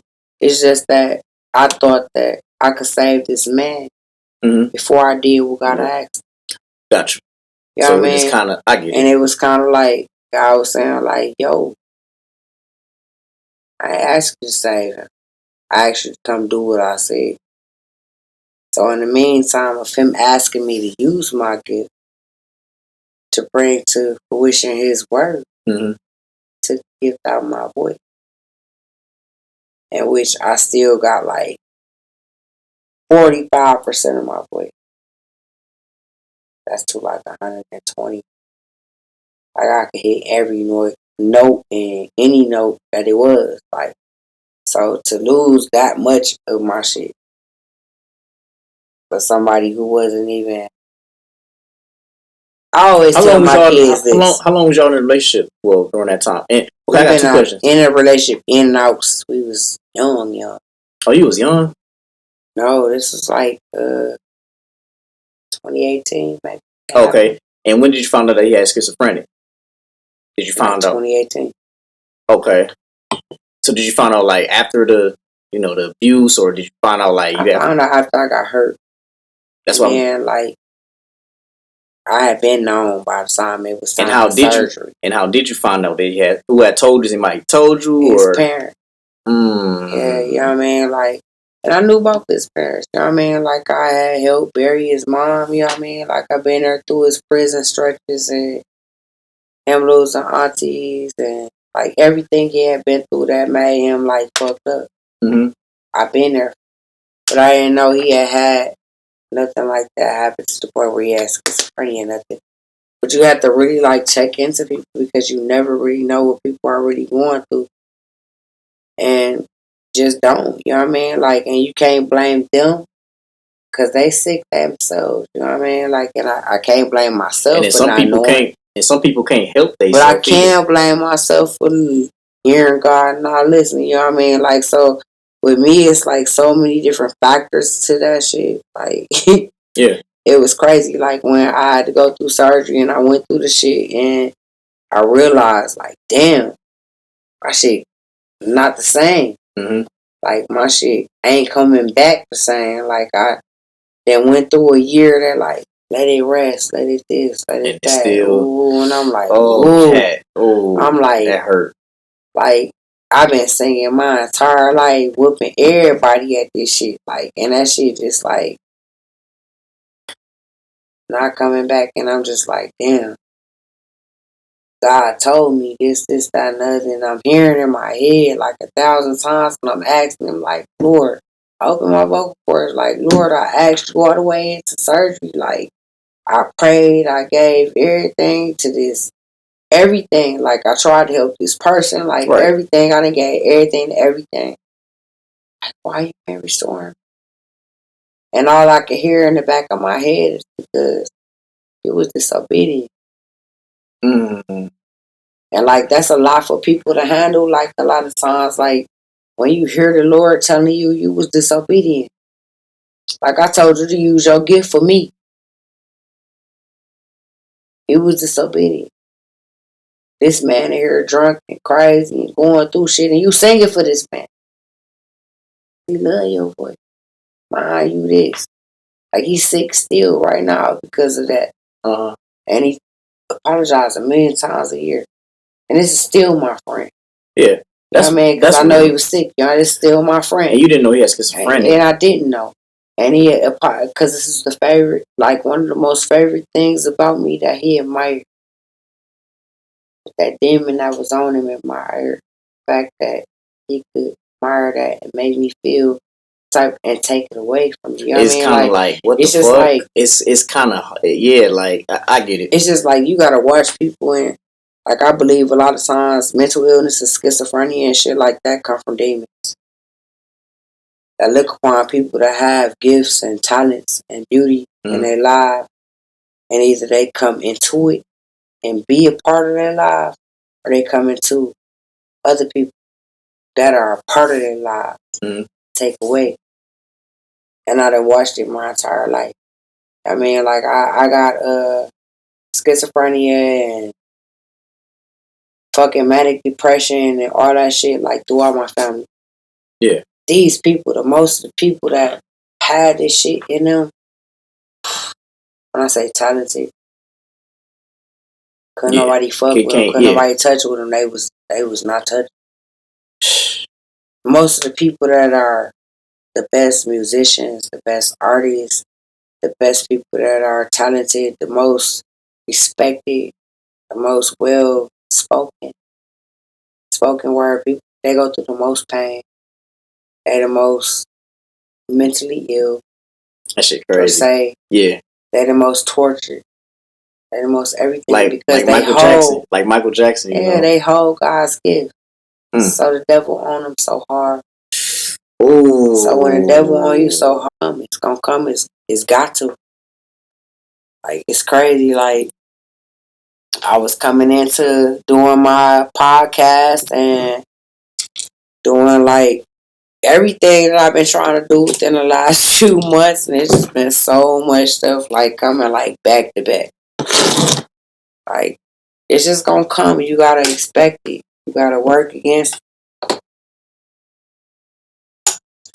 You gotta keep doing what you're trying to do for you, shit. It's a part of the territory. It's a part of life. It's a part of everything. Like a lot of people that's got insomnia, we the active thinkers.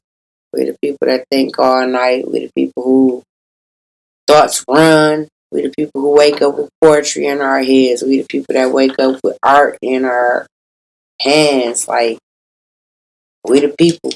You know what I mean? Like we gonna be up at this time of night. We gonna be thinking all night. We gonna have everything. And it's also an awareness too of people that are like that. Cause some people don't know that people are like that. They don't. they looking at the early bird gets the worm. It's Fuck people that out shit. here. Fuck that shit. The earliest bird. It's this meme I had up before it even got woke up. It's this meme, Katt. I'm gonna have to send it to you. It's this meme I had sent. Well, I sent it to Jen, but it's this meme. It said it had these two worms, right? And the worm that wasn't in the bed, he was like, "Hey man, get up." He was like, "The early bird gets the worm," and the worm that's in the bed, he kind of like in the bed, but he kind of like getting up, but he kind of like, how you getting up, your eyes kind of like, He was like, the early bird gets the worm, and he looking at him like, "I've been up." He didn't say that. He said, "That's why I'm sleeping in, because the bird is gonna eat the worm early." Mm-hmm. He like, "That's why I'm sleeping in, because I'm not trying to get eaten by a bird." Exactly. But no, it's also good awareness that, you know what I mean? Like, motherfuckers as artists, they been up, they been woke, they been seeing shit on another perspective. They can't stop their thoughts from running. They can't stop their visions from coming. And I feel like that's their poetry from going out their motherfucking orifices. They can't stop the art from coming into their visions, like, even in their sleep. And don't you think? But don't you think that's like what God? Don't you think that's like God's gift, like all along? We made in His image, my baby. Right. Kings so it's and queens. We made in His image. Kings and queens. We made in His image. Kings and queens create. We bring it to fruition. Everything that's supposed to be royal, which means we got to dream all night and make it happen all day. Same thing God's do. And I ain't never doubted it. I ain't never been able to sleep. My mama then always asked me why I was up so late. We always watched TV till TV went off.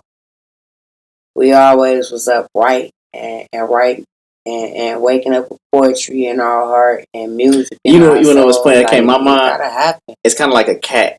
You know how cats stay up at night. They very independent. They very aware. They see stuff that people don't see. Your name Katt. It just kind of. But no, cats are like that. Yeah. Yeah. They watch the ancient temple. They watch for evil spirits and all of that. Say they got 9 lives and stuff. The Egyptian temples. They was watchers of the Egyptian temple.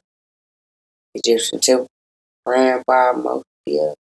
You know what I mean? Like, it's a lot of shit that we got going on that people not aware of themselves.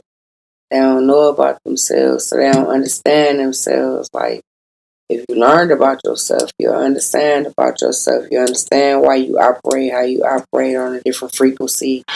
You understand that your frequency ain't never gonna be the same as nobody else's. Like, you just gonna know. You know what I mean? Like, I know for a fact I operate on a different frequency. It's not normal to a lot of average people. human. It's not none of those things, and I'm gonna get talked about, and I'm gonna get criticized, and I didn't always have. I don't give a fuck. I mean, like, I'm gonna do me. I'm gonna be me. Yeah. But at the end of the day, it's beautiful things that come out of the things that I think about at night when you sleep.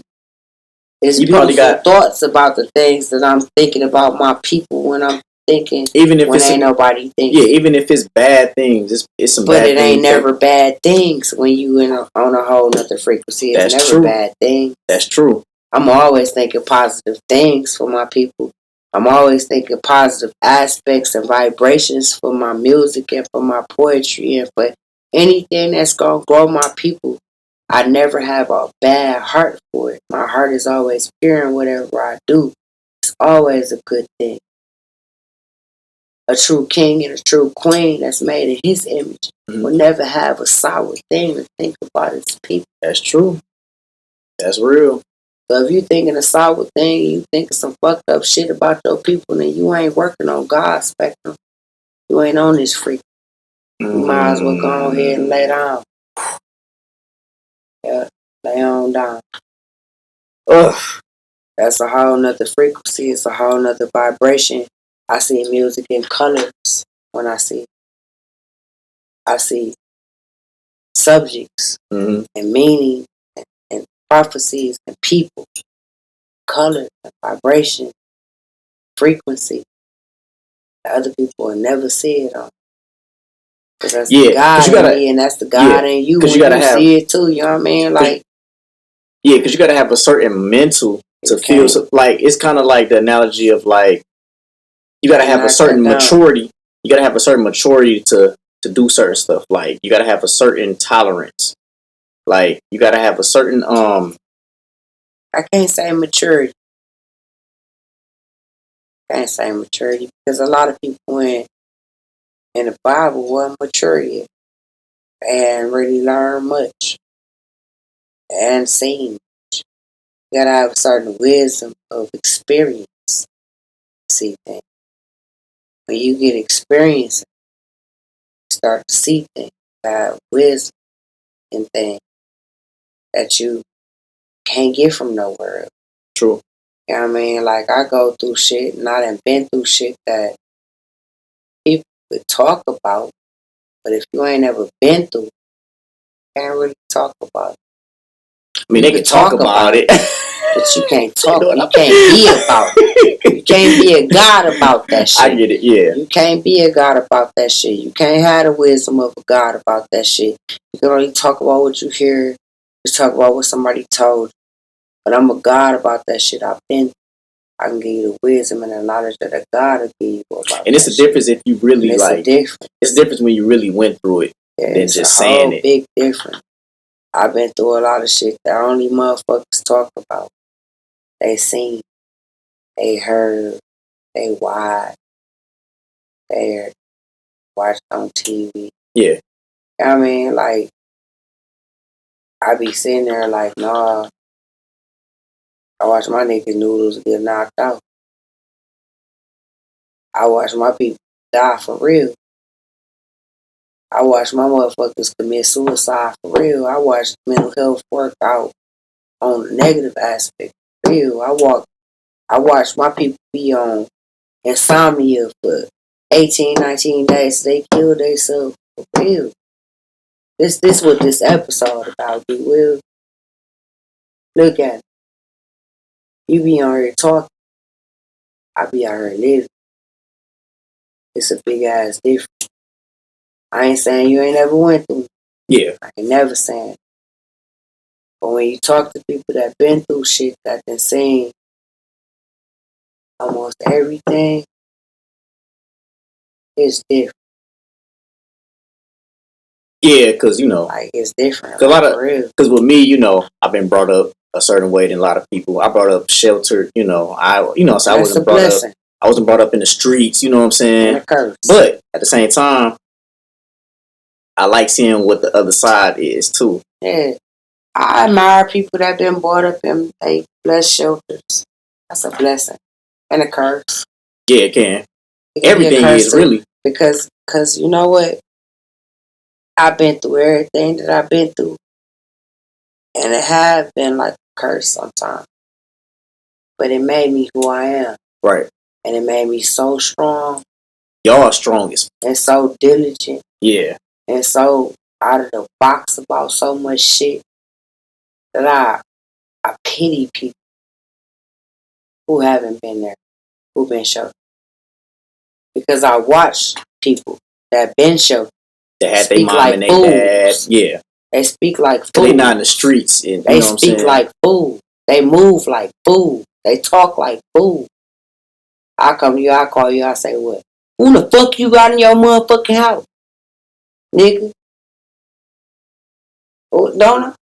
Or you being real on your show? Yeah. That ain't what the fuck you supposed to be doing, motherfucker. Right. I'm be on your head. Why? Because I know what that shit look like on the other outside of the spectrum. I've been there. I've done that. I've been there. I've done that so many times. Not just once, twice, 3 times, 4 times. Like, sometimes you got to go through a lot of shit, knock your head a lot of times before you learn shit. You know what I mean? Like, I've been through a lot of shit. Relationship-wise, friendship-wise, life-wise, everything.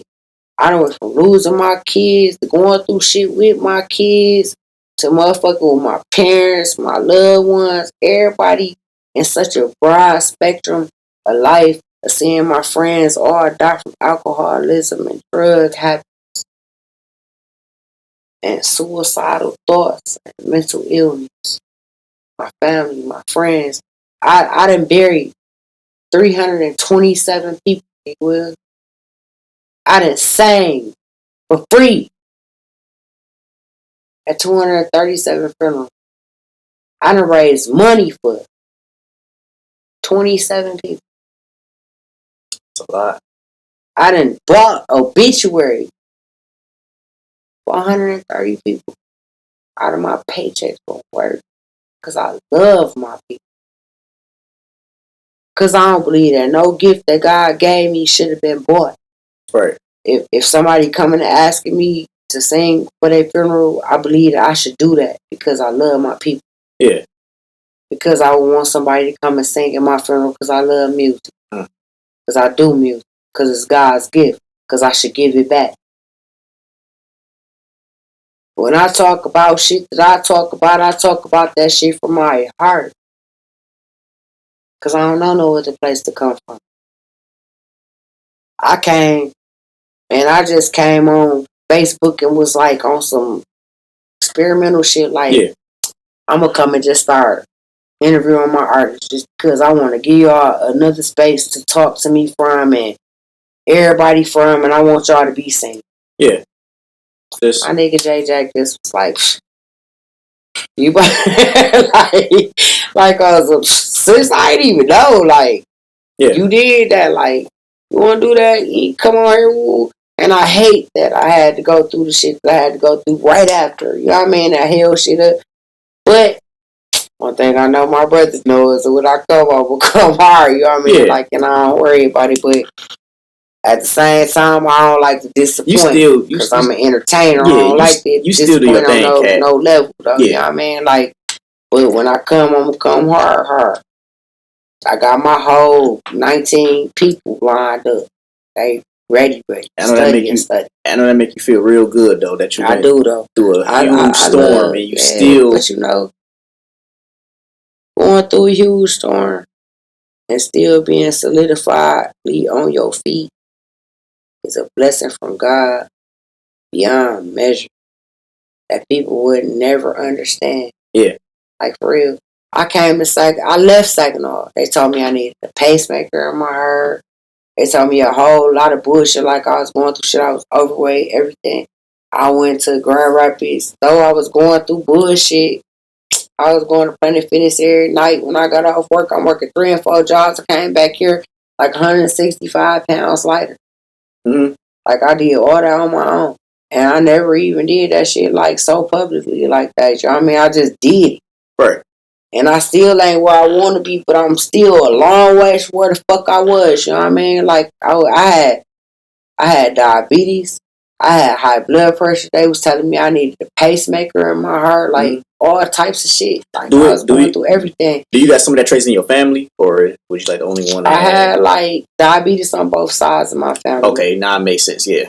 I had high blood pressure on both sides of my family. Bad heart came from my mom and them side of the family, so I thought automatically like, yeah, that's what they. But I'm like, no, fuck that. I'm going to get a second opinion. I'm here with heart monitors and shit. Keys on the keyboard. Do what? One of the keys, any key. Okay. All right. Yeah. So I'm like, I'm taking any advice I can for my heart because I know like my auntie had a heart attack at 18. That's my mama twin. Like, you know what I mean? Like, mama and them got floppy aortic valves in their heart. Like, it's a whole bunch of shit that could possibly be going wrong. So it's scaring the shit out of me. But at the same time, I'm saying, like, God ain't want me, like, here to be, like, going through this.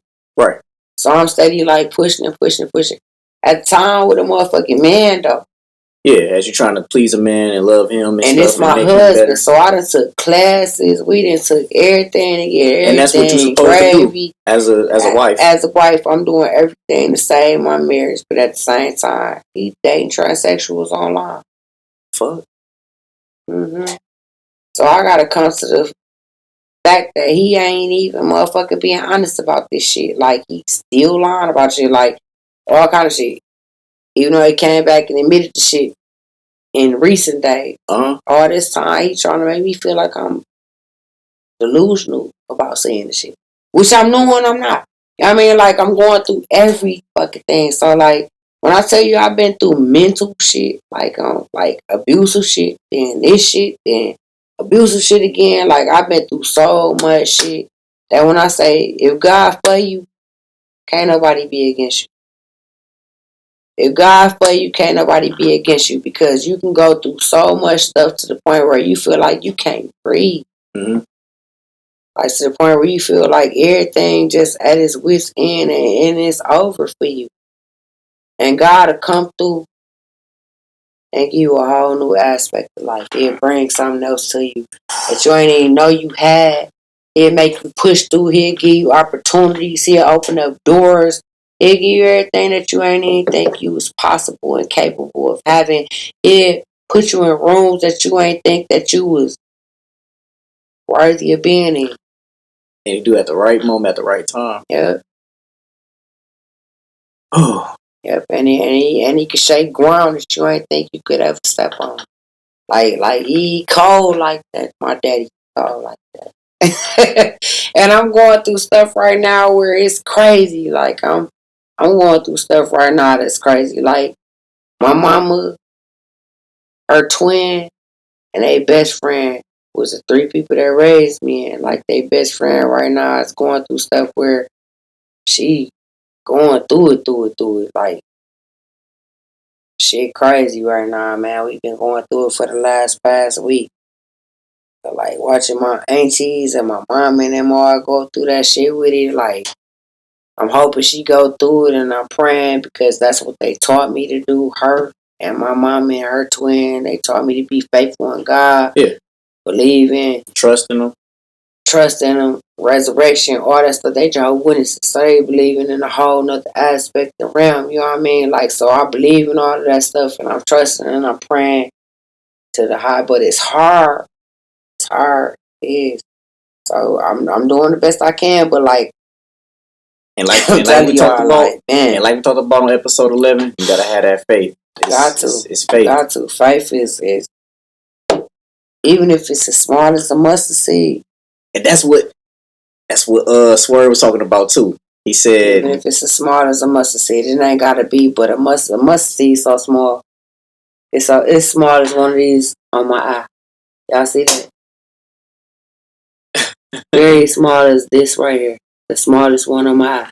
Small as a mustard seed. That's all the faith you got to have for God to come to fruition to you. But you gotta have it. And sometimes when you're going through stuff and it's so hard, it's even hard to have that little bitty mustard seed of faith because you've seen so much go wrong that you don't even believe God listening no more. You don't believe God there. You don't believe God got nothing for you. You don't believe God feeling nothing for you. Like you feel like you alone. Like for real. I've been alone for 7 years from what people see. Mm-hmm. But I ain't been alone.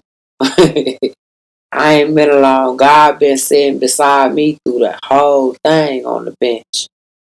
Till it was time for me to play ball, when it was time for me to go on the bench, when it was time for me to ride the sideline. God been with me through everything. And he's still here with me right now. I heard I cry. I'm human. It's always hurtful to see people leaving here or hurting or going through anything. It's hurtful. That don't mean lose your faith. And just talk to people, talk to them. Ain't nothing wrong with talking to people about anything and venting.